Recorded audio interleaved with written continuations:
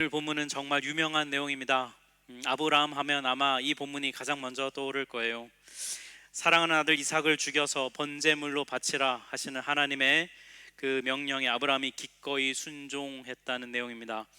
그래서 이 본문에 대한 설교를 한두 번 들어보신 분들은 아마도 이런 내용이지 않았을까 싶어요. 아브라함의 이 믿음과 순종을 칭찬을 하고 우리도 이런 믿음을 가지고 순종을 행하자, 이런 주제의 말씀을 많이 듣지 않았을까 싶습니다.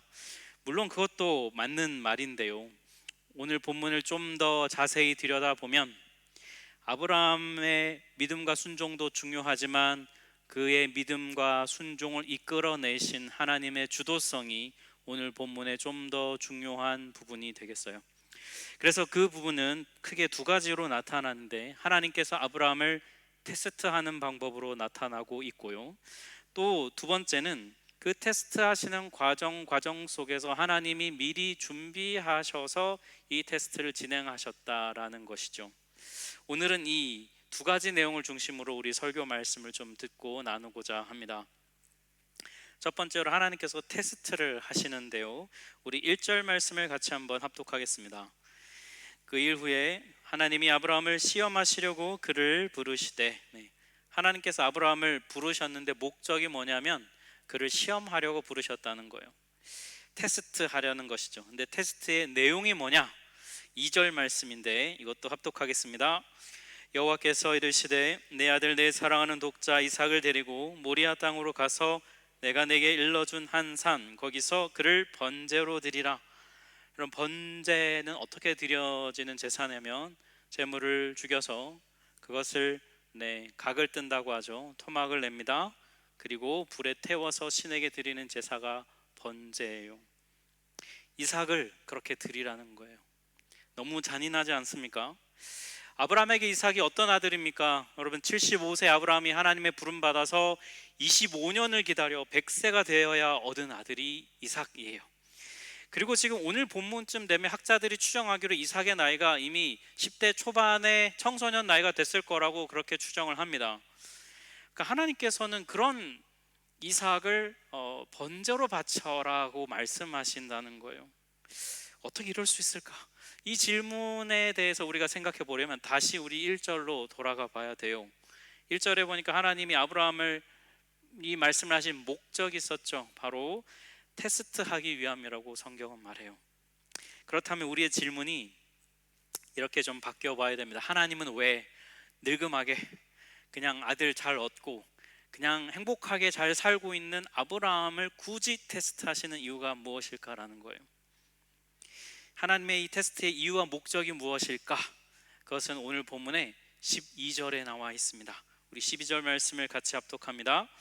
그 아이에게 내 손을 대지 말라, 그에게 아무 일도 하지 말라. 내가 내 아들 내 독자까지도 내게 아끼지 아니하였으니 내가 이제야 내가 하나님을 경외하는 줄을 아노라. 하나님께서 이 테스트를 하신 목적은 아브라함이 정말로 하나님을 경외하는지를 알고 싶으셨다는 거예요. 도대체 하나님을 경외하는 게 뭐길래 하나님은 이런 방식으로 테스트를 진행하실까요? 경외라고 하는 한자어의 뜻은 공경할 경, 두려워할 외, 문자 그대로 하면 공경하고 두려워한다, 이런 뜻이에요. 그냥 단순한 공포심을 뜻하는 것은 아닙니다. 경외는 이런 마음이죠. 여러분, 누군가를 만났는데 이 상대방이 나와는 질적으로 완전히 수준이 다른 존재라고 느낄 때 갖는 마음이 경외감이에요. 내가 아무리 노력하고 아무리 애를 써도 함부로 옆에 다가갈 수 없는 그의 수준에는 절대로 도달할 수도 없는 사람이란 게 분명하게 판명된 그런 존재를 대할 때 우리가 갖는 느낌, 그게 바로 경외한다는 마음입니다. 인간이 하나님을 대할 때 가장 처음 느끼는 태도가 경외라고 하죠. 성경에 나온 인물들을 보시면 하나님을 대면했을 때 그들이 갖는 첫 반응은 다 두려움과 경외감이었어요. 하나님은 그런데 이 아브라함이 정말로 당신을 경외하는지 확인하고 싶으셨다는 거예요. 그래서 그의 인생의 가장 소중한 이삭을 하나님께 바치라고 말씀하고 있습니다. 아무리 하나님이지만 이 본문의 명령은 우리 입장에선 좀 받아들이기가 너무 어렵습니다. 꼭 이렇게까지 하셔야만 하는가라는 생각이 들어요. 우리 입장에서는 솔직히 그렇죠. 근데 거꾸로 한번 생각을 해보면요, 네, 하나님의 입장을 좀 한번 생각해 볼 수 있으면 좋겠어요. 하나님이 이렇게까지 하셔야 될 만큼, 그만큼 하나님에게는 당신을 경외한다는 것이 하나님의 굉장히 중요한 문제라는 거예요. 하나님은 우리가 그 무엇보다도 하나님을 경외하기를 정말로 원하시는구나, 우리가 오늘 이 본문을 통해서 우리가 알 수 있어요. 하나님에게는 당신을 경외하는 것이 정말 중요한 문제이구나. 이 자리에 여러분 예배하러 오셨으니까 제가 한번 질문해 보겠습니다. 여러분을 믿는 그분이 하나님이라는 이유만으로 그분을 여러분 경외하고 있습니까? 하나님께서 아브라함에게 하신 것처럼 여러분 어떤 말씀을 나에게 하시든 나는 그대로 순종할 수 있습니까? 그만큼 하나님을 경외하고 있나요? 어떤 조건도 달지 않고, 하나님 이렇게 해주시면 제가 순종할게요, 이런 조건 없이, 또 어떤 거래도 하지 않고 제가 순종할 테니 그럼 이거 주세요, 이런 거래, 혹은 어떤 설명도 요구하지 않고 하나님 제가 설명 들어보고 납득이 되면 순종하겠습니다, 이런 거 없이 그저 내게 말씀하시는 분이 하나님이시라는 그 이유만으로 여러분은 순종하실 수 있나요? 본문의 아브라함을 보면 그는 그렇게 했어요. 본문 3절을 보면 이렇게 되어 있습니다. 아브라함이 아침에 일찍 일어나 나귀의 안장을 지우고 두 종과 그의 아들 이삭을 데리고 번제에 쓸 나무를 쪼개어 가지고 떠나 하나님이 자기에게 일러주신 곳으로 갔다. 여기 보면 아브라함이 번제로 바쳐라 했는데 바로 반응이 뭐냐, 아침에 일찍 일어나서 기다렸다는 듯이 그는 막 준비물을 챙겨가지고 급하게 떠나는 듯한 인상을 주고 있어요. 왜 이삭을 바치라고 합니까? 하나님께 묻지 않아요.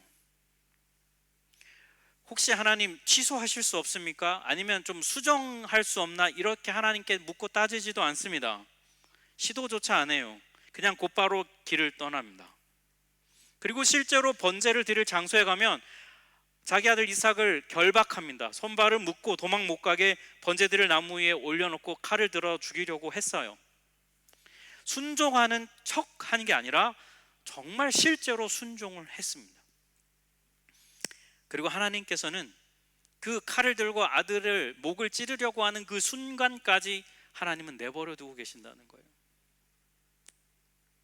우리가 오늘 이 본문에서 무엇을 알 수 있냐면, 하나님은 아브라함이 이삭을 죽이려고 하는 바로 그 직전의 순간까지 가도록 하나님 내버려 두고 계신다는 거예요. 그만큼 하나님은 아브라함으로부터 당신을 경외하는 것을 원하셨다는 것을 우리는 알 수 있습니다. 하나님이시라는 이유만으로 우리가 하나님께 순종하고 따를 수 있는가? 여러분, 우리는 잘 못합니다. 네. 우린 자주 하나님께 묻고 따지죠. 여러분, 하나님이 말씀하시면 어떻게 합니까? 하나님 꼭 이렇게 하셔야 되겠습니까? 네. 우리는 질문하잖아요. 하나님 다른 방법은 없습니까? 플랜 B를 우리가 제안합니다. 혹은 하나님 왜 하필 납니까? 네. 저기 잘 사는 제도 있는데 왜 굳이 저한테 이런 걸 주십니까? 하나님께 묻고 따질 때도 있습니다. 하나님 좀 기다려 주시지 왜 하필 이 타이밍에 이걸 하셔가지고 저를 힘들게 하십니까? 라고 묻기도 해요. 하나님 제가 만약 그러면 순종하면 뭐 해주실 건데요? 하나님께 우리는 요구하기도 합니다. 언제까지 하나님 순종해야 됩니까? 우리는 하나님께 순종보다 거래를 하려고 할 때가 훨씬 많아요. 납득이 되고 이해가 되기 전까지는 우리는 한 발자국도 움직이려고 하지 않고요, 설령 순종을 한다 하더라도 억지로 하는 경우가 훨씬 많습니다. 우리는 하나님을 경외하는 마음이 잘 없어요. 여전히 우리는 자기가 중심이 돼서 내 뜻에 맞으면 순종하고 내가 이해가 되면 받아들이고, 그러지 않으면 순종하지 않고 받아들이려 하지 않아요. 하나님을 경외한다는 것은요, 그는 말이 아니라 삶의 태도로 드러나고 증명되는 것입니다. 우리가 진정으로 하나님을 경외한다면 이해되지 않아도 하나님의 말씀에 따르고 순종할 수 있어야 해요. 왜냐하면 그분이 내 인생의 주인이시고 내 삶의 주도권을 갖고 계신 분이기 때문입니다. 하나님은 우리에게 주시기도 하는 분입니다. 그러나 그분은 가져가실 수도 있는 분이세요. 우리는 좀 그런 생각, 줬다 뺀 치사하다 뭐 이런 생각을 우리는 할 수 있지만 하나님은 그런 권한이 있으신 분이라는 거예요. 이걸 인정하고 고백하고 그대로 따르는 거, 그게 여러분 하나님을 경외하는 삶이에요. 사랑하는 여러분, 하나님이 진정 여러분의 하나님 되심을 여러분의 삶으로 경외함으로 보이는 삶을 사시기를 축복합니다. 그분은 우리의 경외를 마땅히 받으셔야 하는 분이에요. 온 세상을 창조하고 다스리는 분이십니다. 그분이 주도권을 갖고 계세요. 내 생각에 옳은 대로 행하지 않으셔도요, 내가 생각한 타이밍에 일하지 않으셔도 그분은 나의 하나님이세요. 그분의 일하심을 존중할 수 있어야 됩니다. 그분이 주인이어서요, 하나님은 자유로운 분이세요. 내 생각에 통제당할 수 있는 분이 아닙니다. 하나님을 하나님 되도록 하나님을 경외하는 것이 마땅합니다. 그리고 그거는 당연하다고 성경은 가르쳐요. 근데 이 마땅하고 당연한 것을 우리가 하나님께 해드리잖아요. 하나님을 경외하잖아요. 그러면 하나님은 어떻게 반응해 주실까요? 오늘 보면 16절부터 18절에 하나님의 반응이 나와 있어요. 우리 같이 한번 합독하겠습니다. 여호와께서 이르시기를 내가 나를 가리켜 맹세하노니 내가 이같이 행하여 내 아들 내 독자도 아끼지 아니하였은즉 내가 내게 큰 복을 주고 또 내 씨로 말미암아 천하 만민이 복을 받으리니 이는 내가 나의 말을 준행하였음이니라. 이게요, 이 16절부터 18절이 하나님이 아브라함을 테스트하신 궁극적인 목적이에요. 하나님은 아브라함에게 복을 주시려고 그를 테스트하신 거예요. 하나님께서는 아브라함이 정말로 하나님을 경외할 수 있는 가장 최고의 자리, 가장 마지막 자리까지 아브라함을 이끌어 가셨습니다. 진정 사랑하는 아들 이삭을 죽이는 바로 그 순간, 죽이려고 하는 그 찰나, 거기가 하나님을 정말 경외하는 그 직전까지 인도하십니다. 그리고 하나님은 그 자리, 하나님을 경외하는 것이 명확하게 드러난 그 자리에서 아브라함에게 복을 주고 계세요. 아브라함은요, 아들 이삭을 바치는 이 자리에 오기까지 하나님을 점점 경외하는 자가 되어 왔어요. 그리고 오늘 본문을 통해서 자기가 진정 하나님을 경외하는 자라는 것을 그의 삶으로 입증해서 지금 보이고 있습니다. 한마디로 아브라함은요, 하나님의 이 복을 받을 만한 합당한 자로 만들어져 왔다는 거예요. 그러니까 여러분, 이 지금 본문의 내용을 정리해 보면 이렇게 좀 정리할 수 있어요. 하나님의 테스트는 아브라함의 신앙의 현재 모습을 드러내고 있습니다. 그걸 확인하는 거예요. 여러분, 하나님이 처음부터 아브라함한테 못 내놓을 걸 내놓으라고 그렇게 요구하시지 않았어요. 하나님은 그런 분이 아니세요. 오래전에 아브라함을 부르셔서 지금 이삭을 얻기까지, 이 순간에 오기까지 수많은 과정을 통해서 하나님이 뭘 하셨냐면, 아브라함이 이런 테스트를 받을 만한 수준이 되도록 하나님은 아브라함을 만들어 오셨다는 거예요. 처음에 여러분, 하나님이 아브라함 부르실 때 무슨 약속을 주셨습니까? 복을 주겠다고 약속하셨잖아요.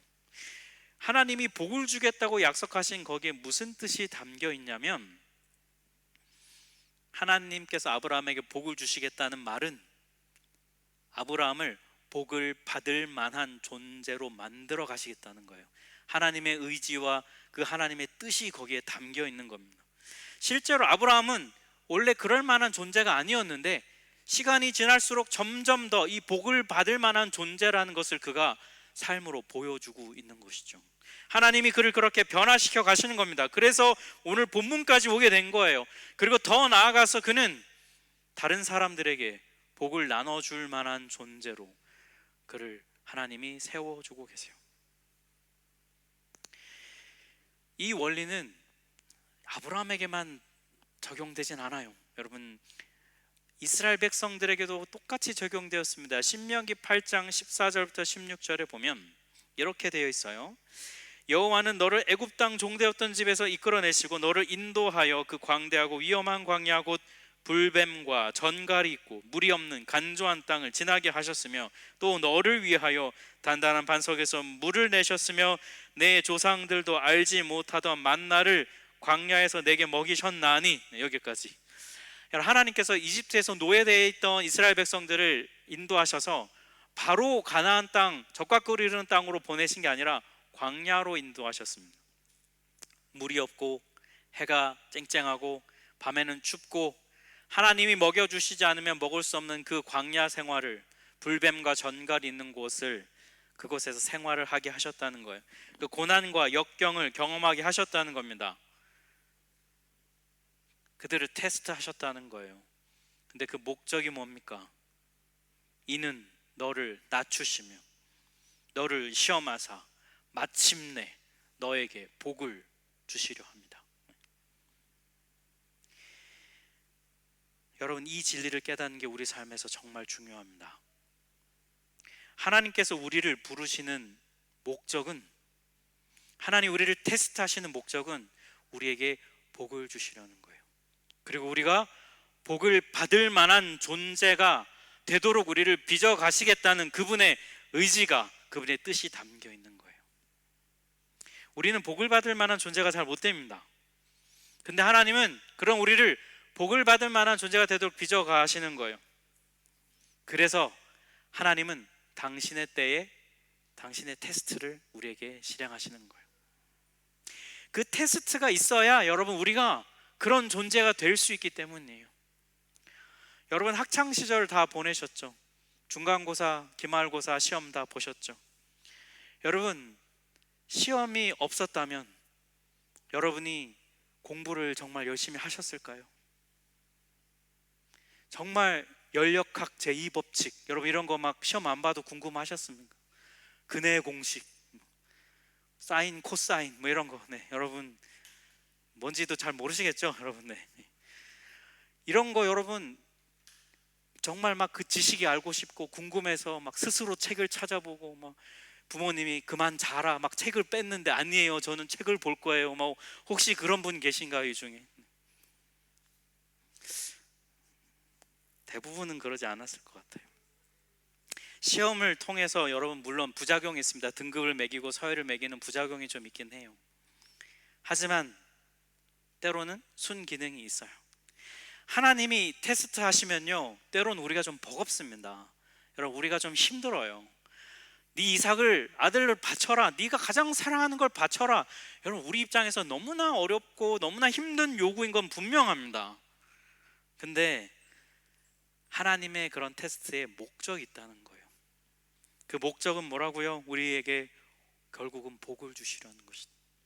우리를 복을 받을 만한 존재가 되도록 빚어가시기를 원하신다는 거예요. 우리를 중도 탈락시키고 시험 봐서 점수 채점해서 불합격 처리하려고 우리를 테스트하시는 것이 아니라는 거예요. 그러니 사랑하는 여러분, 이 하나님을 경외하십시오. 하나님의 테스트가 나한테 실행되더라도 때로는 정말 이해가 되지 않고 원망하고 불평이 터져나오고 도저히 받아들이기 어려운 것이 있다 할지라도 묵묵하게 아브라함처럼 이 테스트에 임하다 보면 이 과정을 통해서 우리는 복을 주시려는 하나님을 결국은 만나게 됩니다. 그리고 내가 복을 받을 만한 존재가 되어가는 것을 우리는 경험하게 되는 것이죠.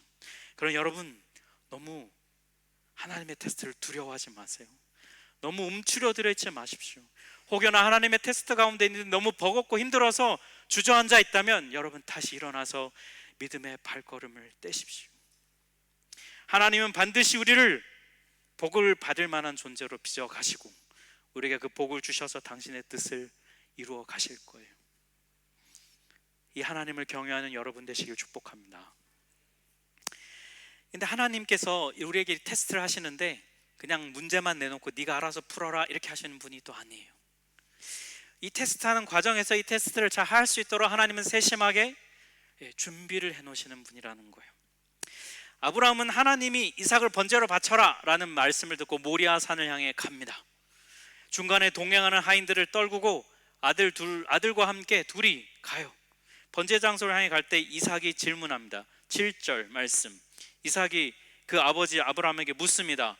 불과 나무는 있는데 번제할 어린 양은 어디 있나이까? 여러분, 이거 완전히 전곡을 찌르는 질문이잖아요. 여러분이 아브라함이라면 여러분 이삭한테 뭐라고 대답하시겠어요? 응, 너야. 여러분 이렇게 얘기하시겠어요? 뭐라고 대답하시겠어요? 제가 한번 상상해 봤는데 도저히 뭐라고 답을 할지 정말 적절한 답이 떠오르질 않더라고요. 아브라함이 8절에 보니까 이렇게 답합니다. 같이 한번 합독하겠습니다. 아브라함이 이르되 내 아들아, 번제할 어린 양은 하나님이 자기를 위하여 친히 준비하시리라 하고 두 사람이 함께 나아가서. 여러분, 아브라함이 어떻게 이런 답을 할 수 있었을까요? 어떤 성서학자들은 아브라함이 이미 결과를 알고 있었다는 거예요. 하나님이 이삭을 죽이지 않도록 하실 것이다. 그래가지고 미리 알고 있기 때문에 이렇게 막 갈 수 있었던 것이다, 이렇게 해석하는 학자도 있습니다만, 제가 보기엔 보기엔 좀 어렵습니다. 왜냐하면 그냥 하나님이 말로만 그냥 한 거면 그냥 서로 이거 뭐 좀 속된 말로 짜고 치는 고스톱 같잖아요. 그냥 하나님 말로만 하고 네 하고 가서 그냥 신용만 하고 하나님 말씀하시면 수장 어딨나 찾고 뭐, 이게 지금 이런 구조잖아요. 근데 그럴 수 없죠. 여러분, 그게 하나님을 경외하는 태도가 아니잖아요. 아브라함이 이런 대답을 할 수 있었던 진짜 이유는 뭘까? 아브라함이 하나님을 신뢰했기 때문이라는 거예요. 구체적으로 정확하게 어떤 방법으로 하나님이 준비하실지 아브라함은 몰랐습니다. 알 수가 없어요. 다만 아브라함이 아는 것 한 가지, 이삭을 어렵게 주셨던 만큼 하나님은 당신의 선한 인도하심과 준비하심이 있을 거야 라는 그 믿음 하나, 그것만 아브라함이 아는 것이죠. 그러니까 여러분, 이 하나님이 자신을 위하여 친히 준비하시리라, 이것은요 하나님에 대한 아브라함의 믿음의 고백인 거예요. 그리고 그러기를 바라는 간절한 그의 소망의 기도인 것이죠.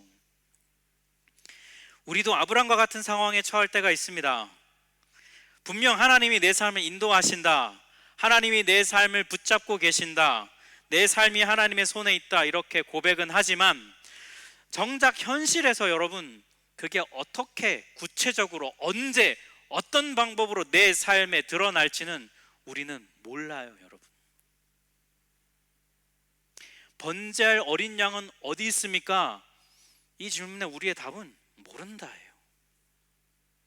구체적으로 정확하게 언제 어떤 방법으로 하나님이 나를 도우시고 어떻게 나에게 피할 길을 내실지 우리는 알지 못해요. 이런 모호함, 이런 불확실함, 이것을 견디고 버티는 것이 여러분 우리에게 고통이잖아요. 마치 끊임없는 안개 속을 걷다가 잠깐 좀 이렇게 거쳐서 쉴 수 있지만 이내 다시 또 안개가 가득해서 걸어가야만 하는, 그게 우리의 삶이잖아요. 여러분, 그렇게 우리는 번제할 어린 양이 어디 있는지 모른 채 하나님이 부르신 곳을 향해 뚜벅뚜벅 걸어가는 게 우리의 신앙의 여정이에요. 그냥 막연하게 생각합니다. 하나님이 도와주시겠지, 하나님이 그냥 이렇게 내버려 두시진 않을 거야, 그냥 그런 막연한 믿음을 갖고 그냥 그 안개 속을 계속 뚜벅뚜벅 걸어가는 게 우리 신앙의 여정이에요. 근데 여러분, 이 번제할 어린 양은 어디서 발견되냐면 하나님이 말씀하신 그 자리까지 가야 발견돼요. 구체적인 하나님의 역사는 믿음으로 이 모호함과 불확실함을 견뎌낸 자에게 주어지는 보상이에요. 이게 여러분 신앙의 신비입니다. 왜 신비냐면 이게 설명으로 다 되어지지 않기 때문이에요. 하나님께서 구체적으로 언제 어떤 방식으로 역사하고 일하실지 우리는 전혀 알 수 없습니다. 심지어 복음서를 보면 사람들이 예수님께 질문해요. 예수님, 종말이 언제 옵니까? 마지막 때는 언제 옵니까? 예수님의 대답이 뭐예요? 나도 몰라, 하나님만 아셔. 우리는 알 수 없습니다. 그런데 우리가 알 수 있는 것 딱 한 가지가 있어요. 그건 뭐냐면 하나님이 준비하신다는 거예요. 시기와 방법은 모르지만 하나님께서 무관심하게 나를 방치하고 계시진 않는다. 하나님은 나를 사랑하셔서 나를 위해 준비하고 계신다. 우리가 알 수 있는 건 그것 한 가지뿐이에요. 그리고 여러분, 오히려 이 모호한 것 같은, 불확실한 것 같은 상황 속에서 이 진리를 붙드는 것이 오히려 우리에게 하나님만 신뢰하게 되는 결과를 가져와요. 만약에 우리가 시기와 방법을 구체적으로 안다면 우리는 하나님을 신뢰할까요? 우리는 하나님께 집중할까요? 하나님께 간절히 구할까요? 아마 더 내 상황과 내 뜻대로 내 통제하고 컨트롤하려 할 것입니다. 오히려 상황이 모호하고 불확실하기 때문에 우리는 하나님께 더 집중하고 하나님께 더 매달리게 돼요. 하나님은 우리를 너무 잘 아십니다. 방법을 알면 하나님께 무관심해지고 하나님보다는 문제 해결에 더 많이 관심을 갖는 우리라는 걸 하나님은 너무 잘 아십니다. 그래서 때로 우리를 모호함과 불확실함에 내버려 두실 때가 있어요. 우리를 그 아브라함이 이삭을 칼을 들이대는 그 순간까지 우리를 그냥 그대로 내버려 두실 때가 있습니다.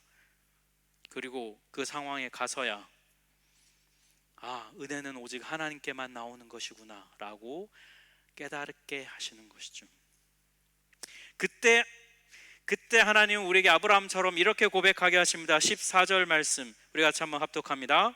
아브라함이 그 땅 이름을 여호와 이레라 하였으므로 오늘날까지 사람들이 이르기를 여호와의 산에서 준비되리라 하더라.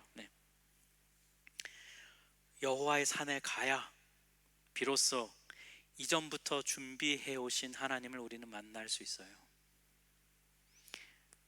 우리는 불확실하다고 불평합니다. 모호하다고 막 짜증내고 원망해요. 그게 우리입니다. 그런데 그것은 오히려 우리가 하나님을 컨트롤할 수 없다는 것을 말해줄 뿐이에요. 그리고 하나님 우리에게 말씀하십니다. 여호와의 산으로 나와라. 내가 가라고 하는 그곳으로 가라. 내가 너를 위해 준비한 이곳까지 나오라는 거예요. 너를 만나기 위해 나는 준비했고 그곳에서 우리를 향한 서프라이즈가 기다리고 있다고 하나님은 말씀해 주십니다. 사랑하는 성도 여러분, 우리 하나님은 충동적이고 무계획적이고 그리고 악한 의도로 우리를 괴롭히기에 우리를 테스트하는 그런 분이 아니세요. 우리에게 복을 주시려고, 우리가 복을 받을 만한 존재가 되게 하시려고 우리를 테스트하십니다. 하나님의 테스트 가운데 혹시 여러분 계신가요? 이 상황이 좀 버겁고 언제 끝날지 모르고 어떻게 해야 될지 구체적으로 좀 알고 싶은데 답답하고 모호해서 이걸 포기하고 싶은 마음이 드시나요? 여러분 성령께서 여러분을 도우시고 하나님이 여러분을 기다리고 계심을 기억하셔서 다시 믿음의 무릎을 일으켜 세우시기를 축복합니다. 다시 믿음의 한 걸음을 떼서 여호와의 산까지 나아가십시오. 모호한 것 같고 불확실한 것 같아도 그곳에서 우리를 기다리시고 우리를 위해 준비한 그 하나님의 준비되신 하나님을 경험한 그 복을 누리는 여러분 되시기를 축복합니다. 하나님을 경외하는 자에게 하나님은 이 복을 허락하실 것입니다. 하나님을 경외함으로 이 복을 받아 누리는 여러분 되시기를 주님의 이름으로 축복합니다. 함께 찬양